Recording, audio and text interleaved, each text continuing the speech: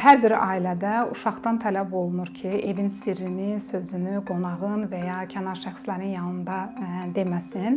Amma uşaq üçün əhəmiyyətli olan, hətta sir saydığı məsələni böyüklər bəzən söhbət xatirinə qonağın yanında ya kənar şəxslərin yanında danışırlar və bunu bəzən zarafat mövzusu eləyirlər.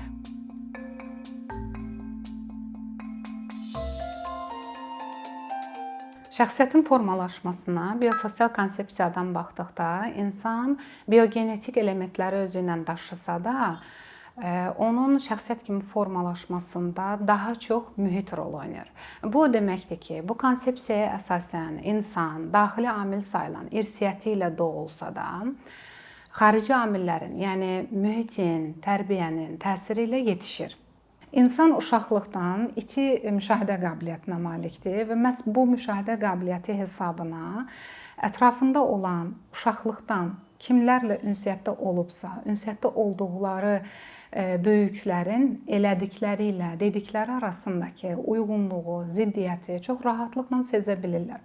Uşaq vaxtı düzdür, bunu nitqlə ifadə edə bilmirlər, amma bütün bu baş verənlər onların davranışlarına, duyğularına hopur. İnsan ilk müşahidə təcrübələrini ailədə toplamağa başlayır. Dolayısıyla uşağın şəxsiyyətinin bünövrəsi də ailədə qoyulur. Məşhur deyimdə deyildiyi kimi tərbiyə ailədən başlayır və uşağın körpəlikdən ünsiyyətdə olduğu valideynlər işləyirsə, ailədə digər üzvlər və yaxud da ki dayə onların o şəxslərin şəxsiyyətinin necə formalaşması uşağın şəxsiyyətinin formalaşmasına, bünövrənin qoyulmasına müvafiq təsirini göstərir. Şəxsiyyətin daha möhkəm formalaşmasında əsas amillərdən biri uşağın şəxsi sərhədlərinin uşaqlıqda böyüklər tərəfindən qorunmasıdır. Həmçinin uşağın şəxsi sərhədlərinin qorumağı uşağın özünə öyrədilməsidir. Buna misal olaraq sadə və çox rastlanan bir misal gətirərək bunu belə izah eləmək olar ki, məsələn, hər bir ailədə uşaqdan tələb olunur ki, evin sirrini, sözünü qonağın və ya kənar şəxslərin yanında deməsin.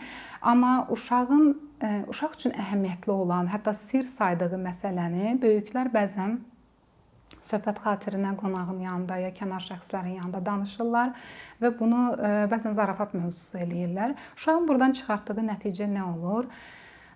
Uşaq düşünür ki, uşaq o qənaətə gəlir ki, mənim üçün əhəmiyyətli olan məsələlərdə həssas davranmalıyam, amma başqaları üçün bu həssaslığı göstərməyim o qədər də vacib deyil. Və hətta kiminsə sirrini öyrənmişəmsə, bunu gülüş obyektinə belə çevirə bilərəm.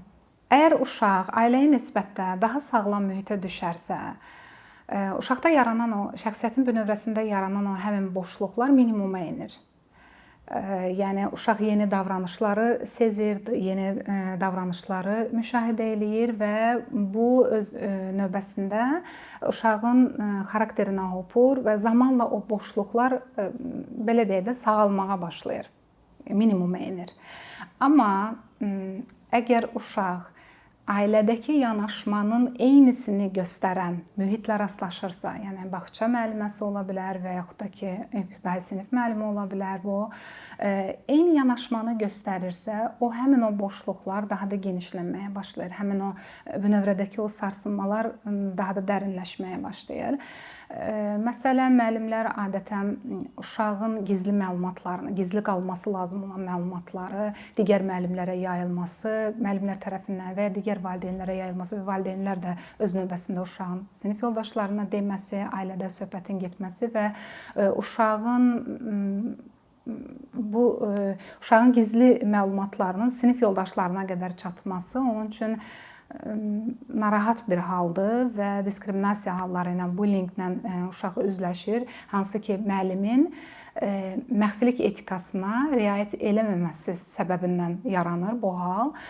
Qısa deyilsə, müəllimdə olan ziddiyyətli davranışlar, müəllimin məxfilik etikasına riayət eləməməsi və s. bu kimi hallar uşaqdakı həmin o mənfi xüsusiyyətlərə dəstəkçi rol oynayır.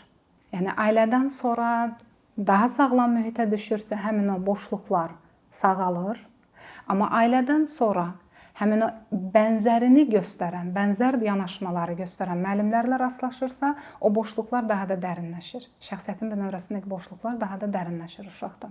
Uşaqlara qarşı olan qeyri-həssas yanaşma mediada da özünü büruzə verir. Məsələn, az təminatlı ailələr haqqında olan çəkilişdə və yaxud da ki, hər hansı bir zorakılığa məruz qalmış uşaqlarla bağlı çəkilişdə və ya onlara kömək göstərmək üçün ailəyə gedən və ya uşaqla görüşən hər hansı bir qruplar çəkiliş zamanı, nə o kömək göstərən qruplar çəkiliş zamanı və çəkiliş zamanı yox, daha doğrusu çəkilib paylaşılması zamanı bəzi etik normaları pozurlar və bunun da zərbəsini təbii ki, uşaqlar çəkir. Burada jurnalistlərin peşə etikasına riayət edib eləməməsi də öz rolunu oynayır.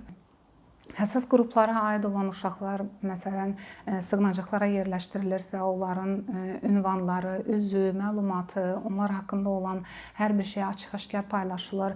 Uşağın bugünü üçün təhlükədir, gələcəyi üçün də xoş olmayan bir haldır ki, uşaq özü haqqında, cəmiyyətə qarışdıqdan sonra özü haqqında onun paylaşılmasını istəmədiyi, gizli qalmalı olan məlumatların sosial şəbəkələrdə dolaşması onun üçün narahatlıq verici bir haldır.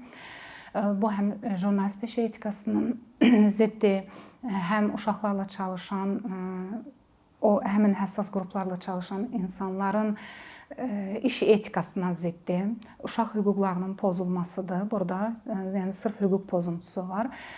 Təəssüflər olsun ki, uşaq psixoloqları və uşaqlarla çalışan digər mütəxəssislər də bu normalara riayət eləmirlər. Biz uşaq psixoloqlarının sosial şəbəkə hesablarına baxdıqda bunu görürük və yaxud da ki, reabilitasiya mərkəzlərinin sosial şəbəkə hesablarında biz bəzi videoları görürük. Əvvəl və sonra videoları var ki, uşaq haqqında üzü, məlumatı və onun reabilitasiyaya müraciət etmə səbəbi, hansı psixoloji problemlərdən əziyyət çəkməsi barədə bütün məlumatlar yerləşdirilir. Əvvəl və sonra videoları çəkilir. Birincisi, o videonun çəkilməsi özü belə uşaq üçün diskomfort bir haldır. Seansın gedişatına təsir göstərir. Əvvəlki çəkilişin paylaşılması uşaq üçün narahatlıq verici haldırsa, sonra yəni yaxşı vəziyyətindəki o çəkiliş prosesi özü belə uşağa narahatlıq verən bir haldır. Bu məsələnin başqa tərəfi. Psixoloqlar böyük pasiyentlərə necə davranırsa, yəni məxfilik etikasına necə riayət olunursa, uşaq pasiyentlərlə iş zamanı da eyni məxfilik etikasına riayət olunmalıdır. Əgər uşağa köməyin məqsədi, yəni reabilitasiyanın ümumiyyətlə ana məqsədi nədir?